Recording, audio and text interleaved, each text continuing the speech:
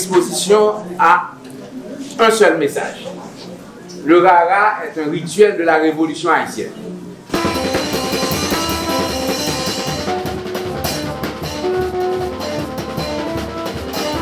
Merci, bonsoir, merci à toutes et à tous pour votre présence à ce vernissage.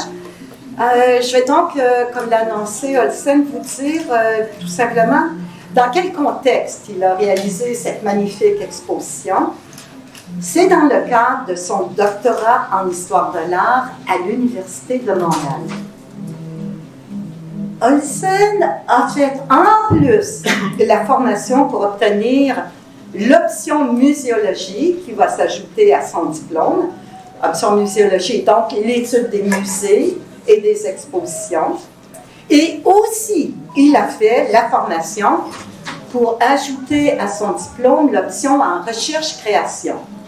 Sa création, c'est 7 belles expositions.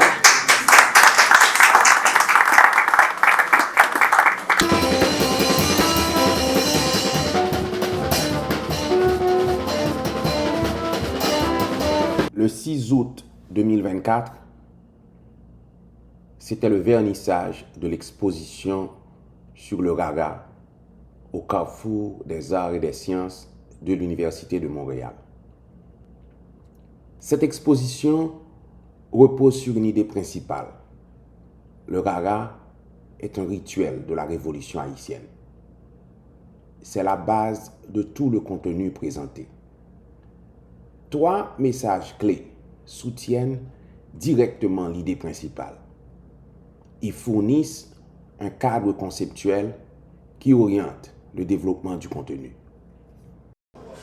Les objets de cérémonie, les instruments de musique et les costumes du rara sont des expressions d'une performance annuelle réalisée par des vaudouisants haïtiens autour de 5 grands principes liminaux ayant animé la révolution haïtienne.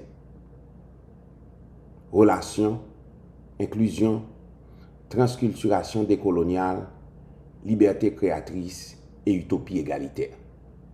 On peut dire que ces 5 principes constituent la cosmovision du système des Lakou du vaudou.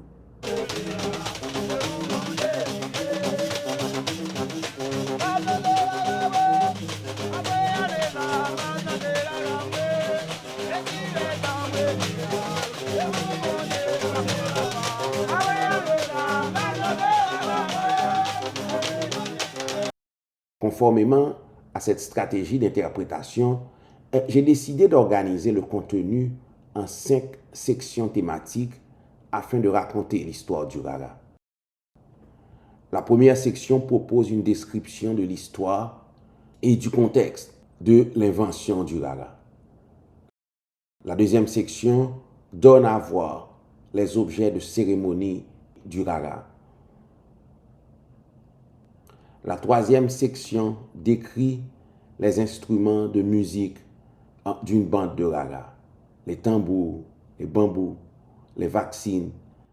La quatrième section montre un ensemble de costumes qui illustrent la pluralité et l'inclusion dans le rituel. Il n'y a pas de discrimination de genre dans le rituel et dans la gouvernance. Les hommes et les femmes portent les mêmes costumes.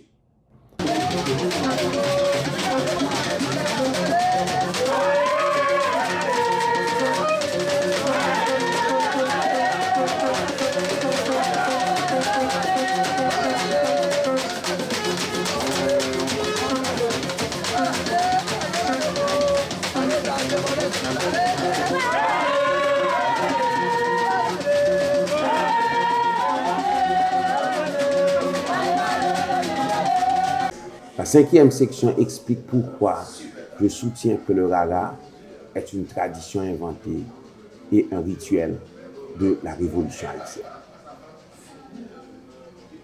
Les messages forment un ensemble harmonieux et logique, mais les sections sont organisées de manière relativement indépendante afin de faciliter des parcours libres suivant les préférences des visiteurs. Une hiérarchie de textes composé de titres, de sous-titres et de descriptions de contenu est perceptible dès le début avec la grande planche de présentation. Elle est utilisée de manière cohérente tout au long de l'exposition pour aider les visiteurs à déterminer immédiatement où trouver les informations. Au-delà des textes explicatifs, les sections regroupent aussi des éléments d'art visuel, comme des peintures, des sculptures, extraits d'entrevues et de performances de raga filmées, illustrations graphiques, modélisation en 3 dimensions, symboles religieux, vévés et musique. Ces expressions artistiques permettent de compléter la description factuelle avec la représentation des nombreuses formes d'utopie qui peuplent l'imaginaire des créateurs haïtiens sélectionnés pour illustrer l'exposition. Une présentation multimédia accompagne aussi un catalogue.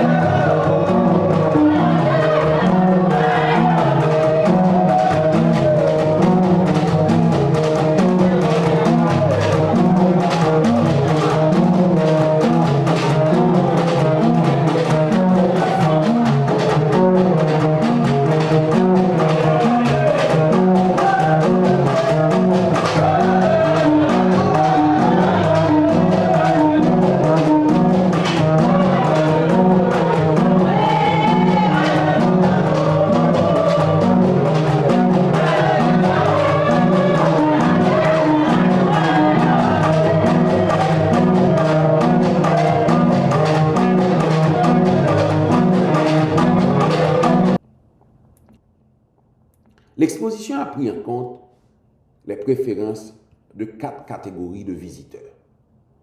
Certains visiteurs sont en quête d'idées, de réflexions conceptuelles et abstraites et de présentations rationnelles de faits. D'autres visiteurs, de préférence, cherchent des connexions émotionnelles et des interactions sociales.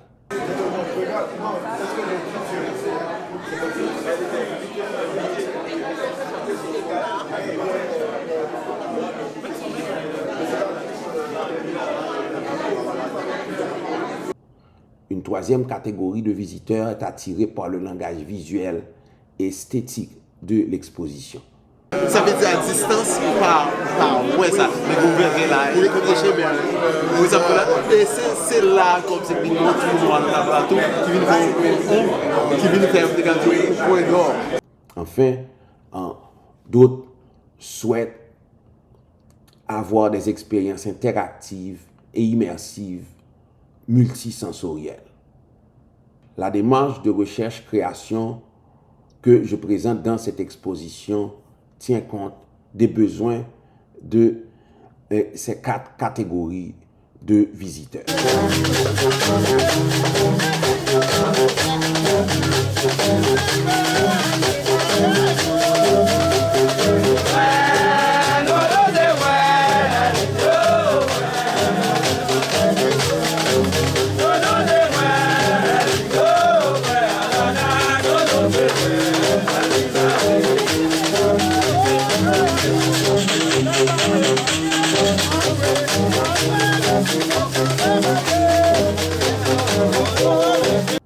L'exposition est la composante création d'un projet de recherche plus large sur l'interprétation et la mise en exposition des phénomènes de rupture.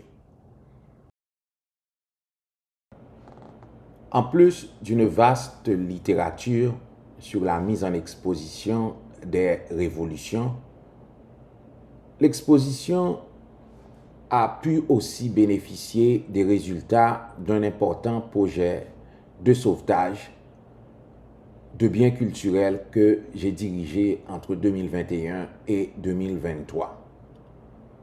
Ce projet a été réalisé en collaboration avec le Centre de conservation de biens culturels de l'Université Quisqueya et la Confédération nationale des vaudouisants haïtiens. Il a permis de préserver des objets de cérémonie, des instruments de musique et des costumes associés au rituel Rara. De nombreux objets Rara ont été affectés par le séisme du 14 août 2021 qui a détruit en grande partie le département du Sud en Haïti. Le projet de sauvetage de biens culturels a aussi permis de créer un inventaire de plus de 200 objets du rituel Rara. Pour mieux comprendre la signification de cette collection, nous avons décidé de développer une recherche sur le Rara en réalisant des entrevues avec des dirigeants et des participants du rituel, incluant des prêtres et des prêtresses du vaudou, des musiciens, des réalisateurs de costumes, des chanteurs et des danseurs. Comment vous faites avec bois naturel qui c'est pas bois, on a beaucoup fait synthétique qui fait avec PVC. Vous savez, on sort on sort un reflet qui détermine telle forme d'énergie que vous connaissez, qui accompagne votre bambou, qui va nous sortir, qui moins reflant, qui plus aigu que bambou.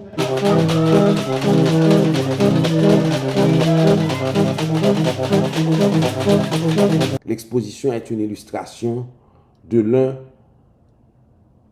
des importants résultats de ce processus de recherche.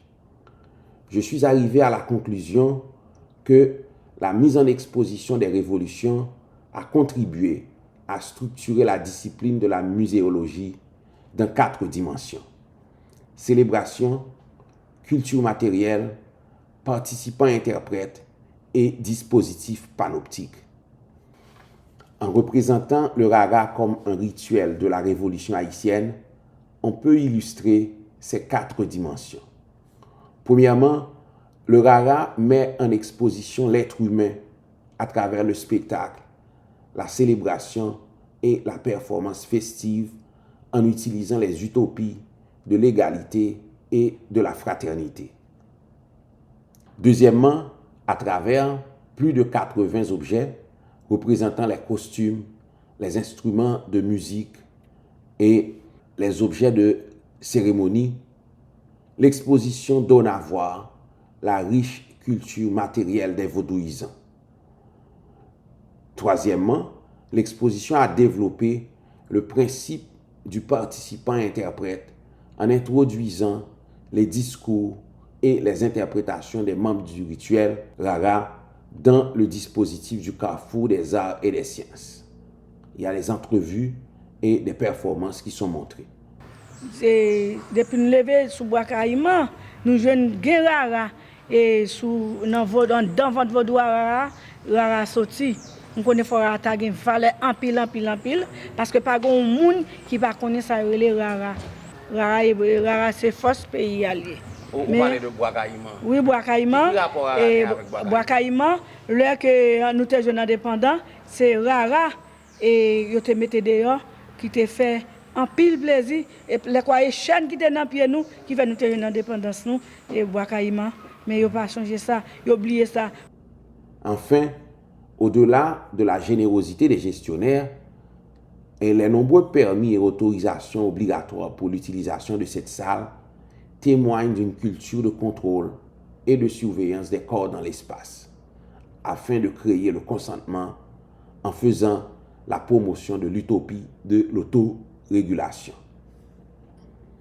Autour de ces 4 dimensions, célébration, culture matérielle, participants interprètes et dispositifs panoptiques, l'exposition mobilise un ensemble de contenus et d'objets visuels qui annoncent le site internet du Musée virtuel de la Révolution haïtienne. Le MVRH sera ainsi une plateforme de relations simulant la liminalité antistructurale de la révolution haïtienne et qui propose une représentation de son potentiel infini. Et surtout, je crois, pour terminer, que cette exposition nous permet de parler d'Haïti autrement. Et moi, ce qui m'étonne d'Haïti, et je finis avec ces mots, c'est quand même il y a une puissance créatrice très très forte en Haïti. C'est-à-dire, voilà un pays où il n'y a pas de conseil des arts, voilà un pays où il n'y a pas de bourse de création, mais voilà un pays aussi où des écrivains, des poètes, des musiciens, et tout ça lié à, je dirais, la culture populaire. Et tant que cette culture populaire reste vibrante, je crois que ce pays restera vivant. Alors merci beaucoup, merci Olsen pour ton dynamisme et ton travail.